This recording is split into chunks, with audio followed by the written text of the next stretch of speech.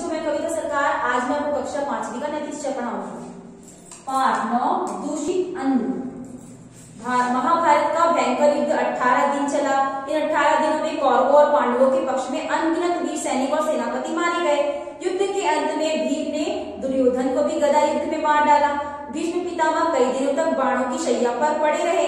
वे मृत्यु के अंतिम क्षण के लिए सूर्य भगवान की उत्तरायण होने की प्रतीक्षा कर रहे थे। उनका अंतिम समय निकट आ रहा था।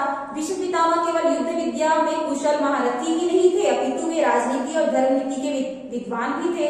उनको जीवन का गहरा अनुभव था।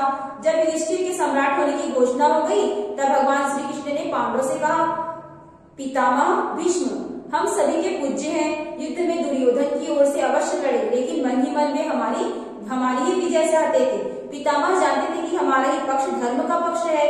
अब जबकि भाई युधिष्ठिर को इतने बड़े राज्य का पालन करना है, तो अनुभवी पितामह से राज्य और धर्म के संबंध में उचित शिक्षा प्राप्त करनी चाहिए। सही पांडव पितामह भीष्म के स्नेह की छाया में पले थे।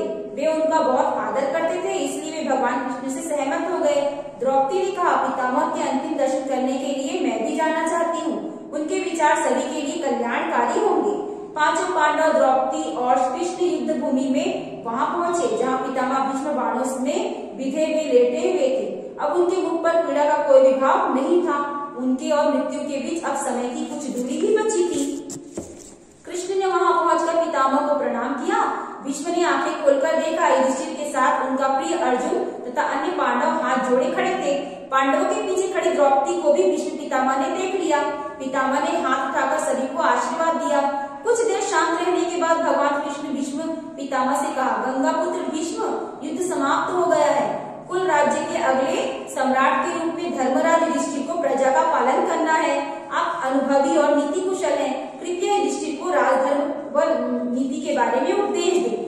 भीष्म पितामह ने सभी पांडवों को अपने पास आने का संकेत किया और फिर युधिष्ठिर सहित सभी पांडवों को राज्य संचालन तथा प्रजा पालन के संबंध में राजा के आदर्श क्या होने चाहिए उसे समझाया और धर्म नीति का उपदेश भी दिया। कृष्ण सहित सभी पांडव शांत होकर पितामह के विचार और अनुभवों को पूर्णतः ग्रहण करने का प्रयत्न कर रहे थे। एकाएक द्रौपदी को हंसी सुनकर सब चौंक पड़े। इस अभद्रता की अपेक्षा द्रौपदी से किसी ने भी नहीं की थी। सभी द्रौपदी की ओर देखने लगे। भीष्म पितामह ने कुछ पल मौन रहकर द्रौपदी की ओर देखा, पूछा, बेटी तू क्यों हंसी? द्रौपदी अब गंभीर थी, बोली, पितामह क्षमा करें, मुझसे भूल हो गई। पितामह ने फिर कहा, द्रौपदी तेरी सी बुद्धिमान नारी बिना किसी कारण के नहीं हंस सकती। मुझे बता, तेरी हंसी के पीछे क्या कारण है? द्रौपदी ने पुनः क्षमा मांगी और बात को टाल देने का प्रयास किया, किंतु पितामह के जोर देने पर द्रौपदी ने कहा, पितामह आप पूजनीय हैं, मुझे क्षमा करें, मैं आपका अपमान नहीं करना चाहती थी, किंतु आपके धर्म नीति के उपदेश सुनकर मुझे लगा कि जब दुर्योधन अनीति के मार्ग पर चल रहा था, तब राजसभा में दुशासन मुझे बालों से पकड़कर खींचता हुआ लाया और मेरा चीरहरण करके मुझे पापी दुर्योधन की जांघ पर बिठाना चाहता था। तब आपका राजधर्म राजसभा में उपस्थित थे। तब आपको क्या हो गया था? तब आपका यह धर्म ज्ञान और नीति ज्ञान कहाँ चला गया था? मुझे लगा कि सारा ज्ञान शायद आपने बहुत बाद में ही सीखा है। यह सोचकर मुझसे हंसी आ गई। मैं एक बार फिर आपकी अभद्रता के कारण आपसे क्षमा मांगती हूँ। पितामह ने मुख पर अशांति का कोई चिन्ह न था। उसने शांत भाव से कहा, बेटी द्रौपदी, क्षमा मांगने की कोई बात नहीं है।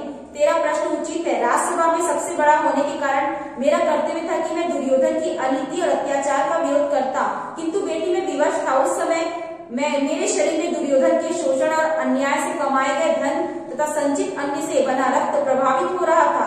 अब जबकि पाप के अन्न से सारा रक्त अर्जुन के बाणों द्वारा निकल चुका है, अब मेरी बुद्धि निर्मल हो गई है। मैं अपने गुरुजनों द्वारा धर्म नीति शिक्षा के आधार पर उचित और अनुचित का भेद कर सकता हूँ। सोचता हूँ बेटी की तुम्हारी शंका किस प्रकार मिटी होगी।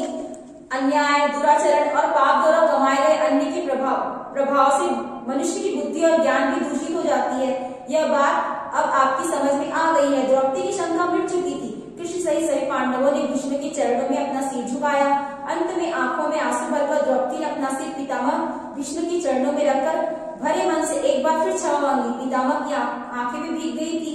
भगवान कृष्ण ने मुड़कर देखा और अपनी आंखें पीताम्बर से पोंछ ली। तो इस पाठ से भी शिक्षा मिलती है कि अन्याय, दुराचार और पाप की कमाई का अन्न खाने से मनुष्य की बुद्धि, मन और ज्ञान सभी दूषित हो जाते हैं। यह पाठ समाप्त होता है। इस पाठ से मुझे प्रश्न उत्तर खालिस्तान आपको पीडीएफ के माध्यम से भेज दिया जाएगा, जिसे आपको अपनी कॉपी में लिखना है। Thank you.